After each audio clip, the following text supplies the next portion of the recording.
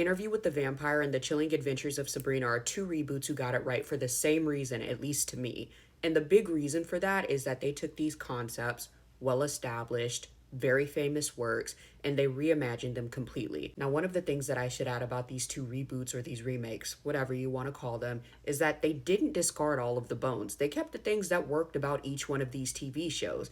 With Sabrina, you generally have the same premise. With Sabrina the Teenage Witch, you still have the beloved Sabrina Spellman. You have all of the same title characters, add some, take a few out. You have new characters, which definitely creates a different plot line. But generally speaking, Sabrina is a 16-year-old high school student who discovers that she's got some family history that she didn't know about. Same with Sabrina Spellman from Sabrina the Teenage Witch. Melissa Joan Hart's character, Sabrina, did not know that she was a witch, but she woke up on her 16th birthday to discover that. Of course, they did take some deviations on this, but the plot, generally and very broadly, is very much the same. I would say the same thing about Interview with the Vampire. Despite this being a drastically different timeline, the plot is still recognizable, and I absolutely love what they did with each one of the characters in these TV shows. With Interview with the Vampire, we have this timeline that got moved up to the 1920s. I really like that choice. And although they do share the same namesake, some of the same qualities, some of the same similar plot points, these are different people altogether. While they still might be witches, the storyline went in a completely different direction. And while they still might be vampires, the way they decided to cast these characters definitely makes an impact to the story that's different than the original.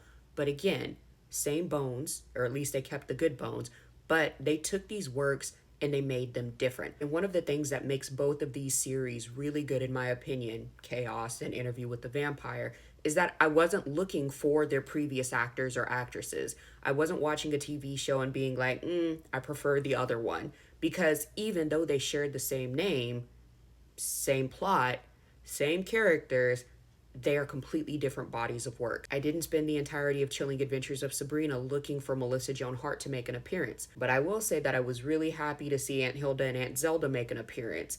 Those types of cameos are so fun to play with, and I think they do so much for the plot. On the flip side, with Interview with the Vampire, I wasn't looking for Brad Pitt, I wasn't looking for Tom Cruise, I wasn't looking for Kirsten Dunst, and that's one of those things that to me really shows you how well these reboots, remakes are. You're not missing anything by not watching the older versions, and I can't say that with Charmed. For instance, although I did have an appreciation for our new Charmed trio, and Kayla, towards the end, I was constantly wondering about the previous witches. And while I do have space for reboots and remakes as a whole, again, I give them the benefit of the doubt as separate works. When they don't do enough to establish themselves as their own independent thing, it's really hard not to miss the prior. And of course, with Charmed, for instance, we didn't get as many seasons as we did with the OG. And I think had they started in reverse, it would have been better suited. We would have still had it. But again, these reboots in particular are why I think reboots can be done well. Except 9 times out of 10, when you get a reboot or a remake, it's just a cash grab. They don't want to put any of the time and energy into making it something for future generations. And even when they do bring in previous characters from previous franchises, it doesn't always hit because it's hard to fool audiences.